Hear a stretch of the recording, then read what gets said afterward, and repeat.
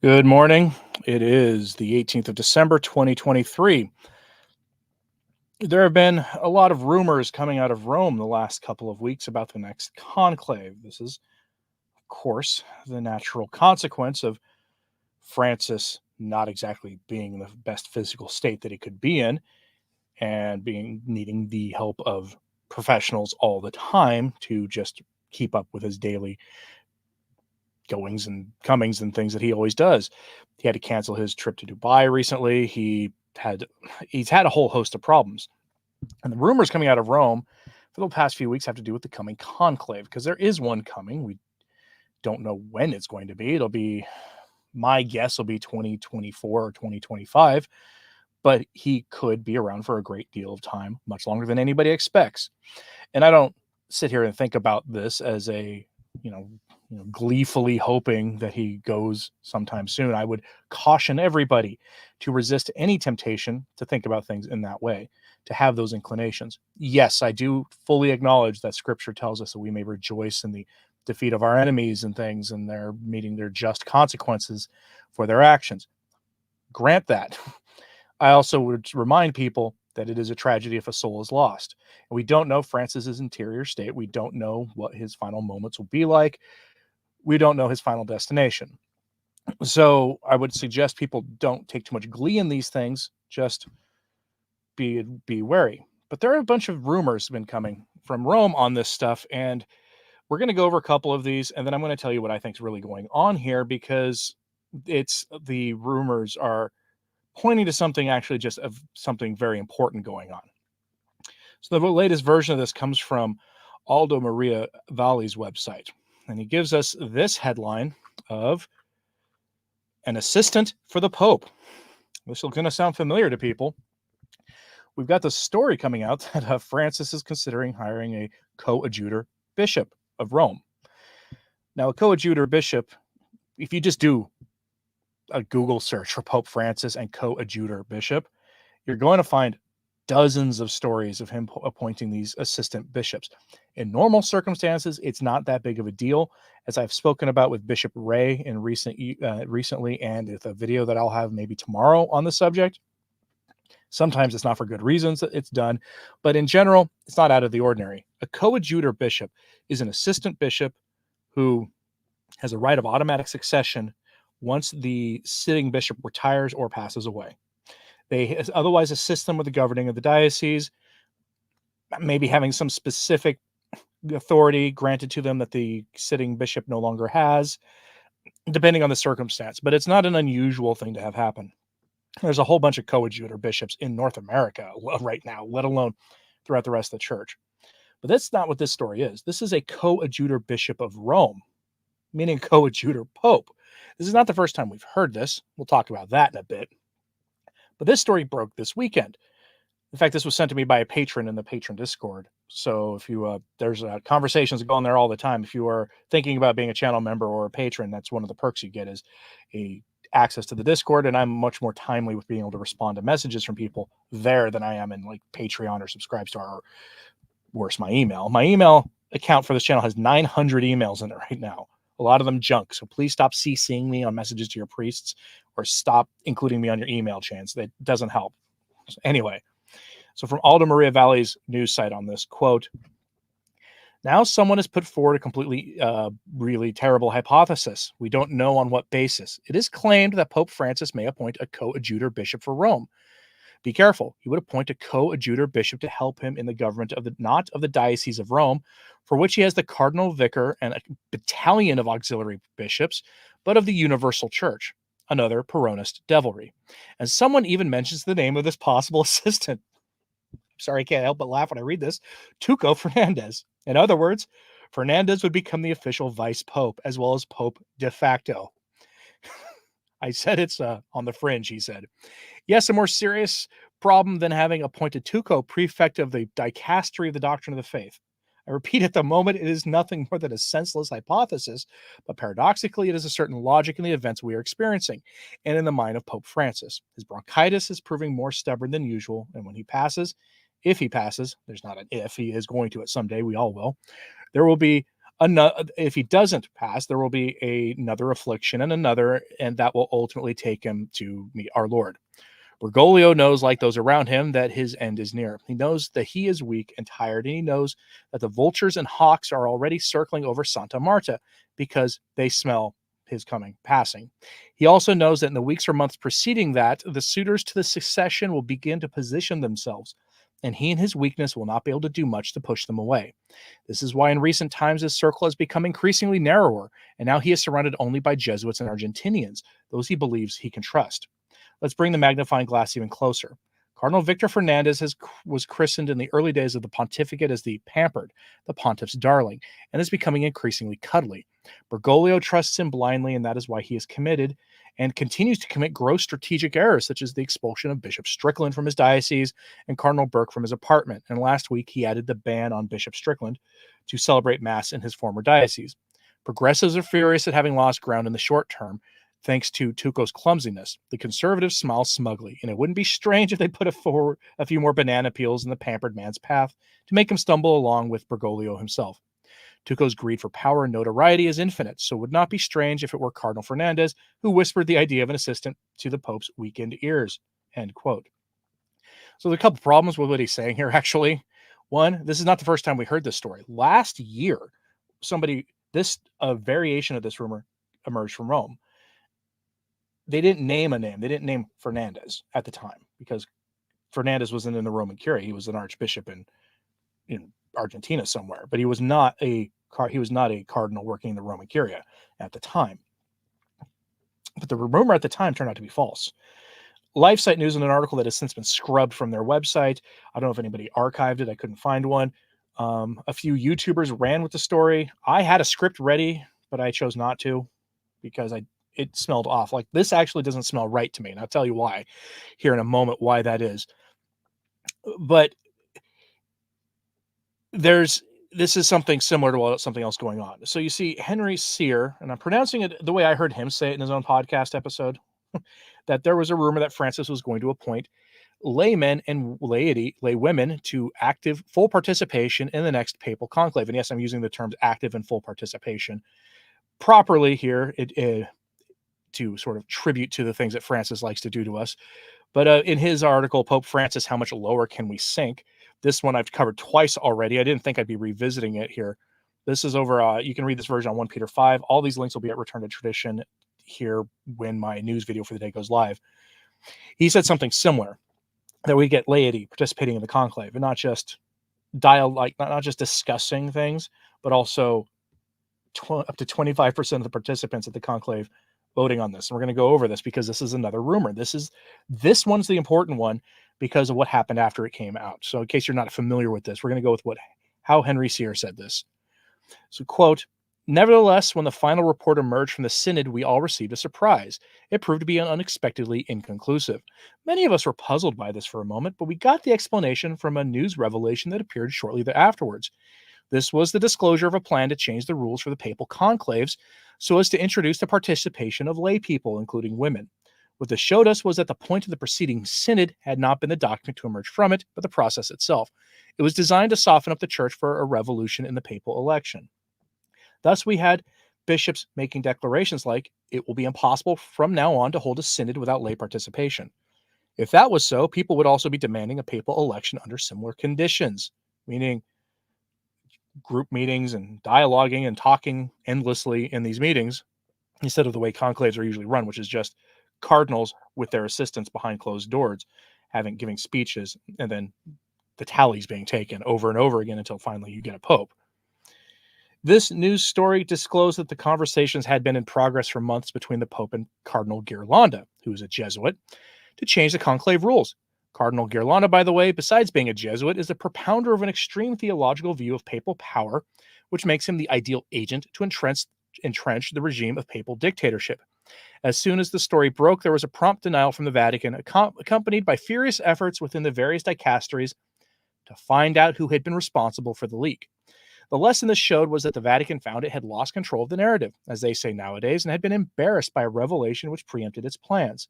I think there can be little doubt that the reform, so-called, will go ahead, but I presume that the premature revelation has upset Pope Francis's schedule." End quote. we'll get more into that story in a second, but I think this is why that story is why you're seeing the story about Tuco Fernandez coming out with being named as a possible coadjutor bishop of Rome. Not because it's going to happen, but because when you have a leak, like the Vatican has been leaky for a long time. In the run up to Traditionis Custodes, we had all kinds of rumors coming about the nature of the document that turned out to be false. In the aftermath of Traditionis Custodes, about the FSSP, we're going to get wiped away, all this stuff. And most of those turned out to be false. And here's why they turned out to be false. Because they were floated with one way you can find out where a leak is coming from in an organization is to purposely put out bad information to various people. And then whatever version of the information starts getting reported in the media, you can then pinpoint who is releasing the information. And I think that's what's going on here. They're trying to figure out who is telling the media about this, because this change that Henry Sear is talking about is titanic. This one will all but guarantee Francis II or Paul VII or some other nightmare scenario. Now, here's the context for that story about the synodal reform to a papal election process. It comes from actually Pillar Catholic initially, where they reported on this back in November when this happened. So from this article, we get this headline: Pope Francis looks at synodal reforms to papal election process. Again, synodal, the whole point of the synod on paper was to get the bishops and the laity and the religious and all the rest talking to each other.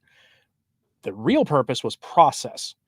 The more I think about this, the more I think Tim Gordon is right, that we are going to get radical changes through a change to the process, not by a pope coming down from on high and saying, we now have deaconettes.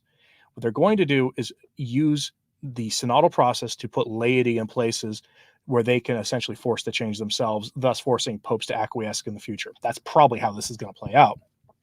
And what better place to do this than at a conclave?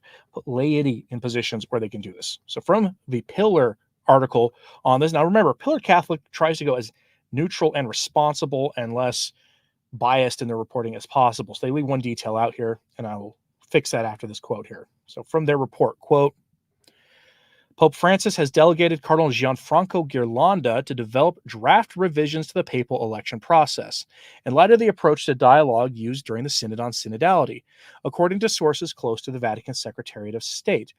In a move that could see questions raised by members of the Church's College of Cardinals, the Pope has reportedly asked his senior-ranking canon lawyer to develop possible amendments to Universi Dominici Gregis, Pope St. John Paul II's 1990 Apostolic Constitution, governing the events surrounding the passing of a pope and the election of his successor in a conclave. And we'll pause right there. That's also the document that declared that if there's politicking at a conclave, and if there are, which Cardinal Daniels admitted there was in 2013, then it nullifies the election of a pope. That is the document they're trying to reform here. Continuing. According to senior sources, one proposed change would limit general congregations to the cardinals eligible to participate in the conclave election, those under 80 years of age. The other prospective change would reportedly modify the format of the general congregation, limiting the opportunity for speeches to the whole College of Cardinals, which would be replaced by sessions of similar style to the Synod of Synodality, in which participants sit at round tables of 10 or so participants for, quote, spiritual conversations, followed by reports to the entire assembly summarizing those table discussions, end quote. Other reports, the detail they left out, other reports include laity having the right to vote for the Pope. 25% of the participants there being laity who get to actually vote for the Pope. Now, you got to understand something. The laity who participate will be handpicked, and who's going to do the handpicking? The Camerlengo, probably, which I keep getting Tobin and Kevin Farrell mixed up. The Camerlengo is Kevin Farrell, not Cardinal Tobin. Farrell is no better. Farrell was Ted McCarrick's roommate, who they literally lived in the same place, and he was the one who was surprised and dismayed to have learned about all the things his roommate was doing in the place he lived with him that he somehow didn't know. Take all the time you need to internalize that one, because if you can make that make sense to me in a way that makes it so it's clear that Kevin Farrell's not just spinning falsehoods, let me know. But it's remember something. The Vatican is a leaky place. This new rumor of Fernandez's coadjutor pope meaning assistant pope with the right of automatic succession, is just that. It's a rumor, and it's probably not meant to cause a storm among the laity. Do not internalize that story as being true. Probably meant to help them figure out where the leak in the Roman Curia is coming from, so they can fire the persons leaking to the media. Send a if it's a priest, they can either laicize him, which would almost be appropriate, honestly, or send him off to the hinterlands somewhere. Ketchikan, Alaska, if you get the reference, to go become a priest somewhere in absolute isolation. We're going to go back here to Aldo Maria Valli, who gives us a key bit of context, I think, here, because here we get this. He says, quote, "In addition to the probable hand of Fernandez, there are also the Jesuits. Never in the history of the church has a pope had a coadjutor bishop." That he's wrong there. There have been coadjutor popes before. The last time was like the 9th or 10th century. There were 2 or 3 successive popes at that time who named their successor in this way. It was a practice that was stopped because the College of Cardinals was increasingly angry at this practice. This was also at the height of one of the worst periods in the history of the Vatican. There's a reason this practice went away. It went away 1,000 years ago or more. Let's continue with what he says, though. But let's be honest, this hypothetical oddity would be of the same caliber as the figure of a, quote, Pope Emeritus pulled out of the hat by Benedict XVI. Meaning, to have this happen would be as weird as having a Pope Emeritus who dresses like a pope, still wears a fisherman's ring, or still signs things and talks about ministry and things, living in the Vatican, even if he's living in mostly silence, not talking very often to the media. It's still an oddity of history. He says, "I don't know what the canonical implications would be, and I imagine it would raise quite a fuss, but what is certain is that there is a Jesuit behind it." Again, Cardinal Gianfranco Ghirlanda, reference canonist of the Argentine pontiff and the author of the legal framework of all the antics of him. Duke in Altum, which is a blog, has already reported about the project being developed for change of the rules of the conclave, in which lay people would also participate, and of the general congregations, in which a veto would, meaning what he's saying here is a veto would be placed for older cardinals, meaning older cardinals cannot participate. I insist, these are hypotheses. Given their absurdity, I am tempted to say they are nothing more than fantasies. The problem is that in recent years, the most extravagant fantasies have become reality, end quote. Case in point, this is one Tim Gordon likes to bring up a lot, if you've watched his live streams, is the example of how Francis kept saying no to communion for the divorced and civilly remarried. He told that to Walter Casper many times. And then Amoris Laetitia happened, written by Fernandez, by the way. Much of that document was written by Fernandez when he was in Argentina. That is when he made his change on what he was saying there. Now, one thing that's worth remembering here, they have admitted they're already looking at modifying the rules for the next conclave. They have said that. They've said it publicly.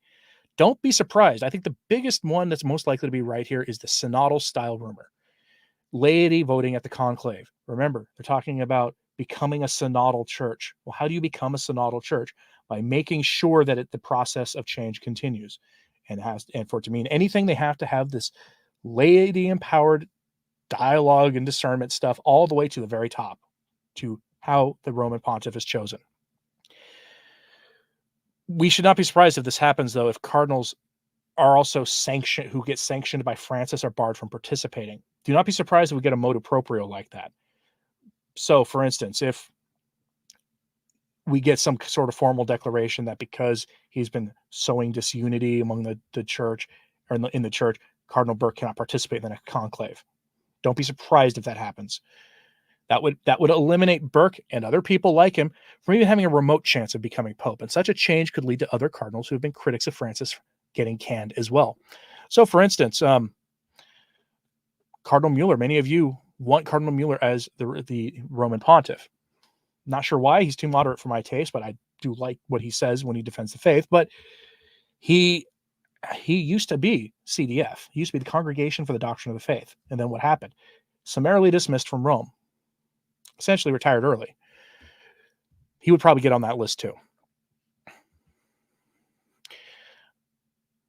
All right. So that is that story, though. So I want to suggest to people that when you get these rumors, put it in the context of other things you may have heard. I'm not here telling you this to give you affirmation of the rumor is true. I'm telling you, it probably isn't. That the synodal style rumor is the one that's probably true. But again, it's a rumor. So make sure to take any of that stuff with a grain of salt, because what they're trying to do right now is figure out where information is coming from in Rome. Let's take a look. Traditionalist Catholic asked when I was starting this, is the next conclave going to be synodal? That sounds like what they're trying to do. Again, you have to have a synod. If for your rhetoric about a synodal church to mean anything, that's what they have to do. Let's take a look here. Yeah, Philip Oak says false leaks, aka a canary trap. That's essentially what it is, right? They're trying to find who is leaking the information, and that is the thing we need to worry about, because we pay attention to what's going on, and the reaction to a lot of these leaks is what often stops these leaks from actually coming to this information from coming to pass. Remember, when they squashed what Cardinal Ghirlanda was said to be working on, they denied it, but then they scrambled to internally in Rome to find out where things were going on. We found that out through other reports. Are there any questions in the chat? I have those. Peter asks if there's are they trying to make the hierarchy obsolete? I mean, that's kind of what it sounds like, isn't it? That the hierarchy becomes like honorific almost. They have said they're decentralizing the church to put more control for laity at the diocesan level, the parish level, and putting more laity in charge of actual dicasteries in Rome, which is a first in history.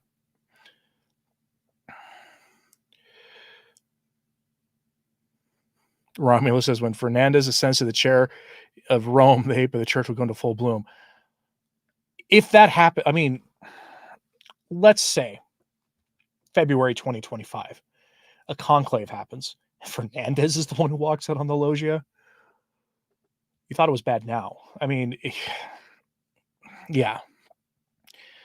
Damien Keller reminds us this is something that was kept alive, part of the lost message that was suppressed by Rome, that it was kept alive by Father Gregory Hess, Canon Hess, that there will be 2 worm-ridden popes. Father Hess believed it was John Paul II and Paul VI. He was not a fan of either of them by any stretch of the imagination. He passed away during the early days of Francis's pontificate, and he didn't have much nice to say about him either. I wonder what he'd say now, though. In the real world, Bishop Schneider would be a good candidate. Well, yes, but he's an auxiliary bishop. He won't even be there. I doubt he'll be even allowed to assist any bishops, any cardinals who are participating. I'm being suggested to look closer into the Pell situation. I'm aware of the Pell situation, and I know about all the forces in Australia who are against him. It's just it was hard. It didn't have time to talk about it really yesterday. Any chance of the nuns on the bus? They would be on my list of handpicked. If I were Cardinal McElroy or Cardinal Supich, those would be the ones I'd be choosing to be participating in it from representing American lay people.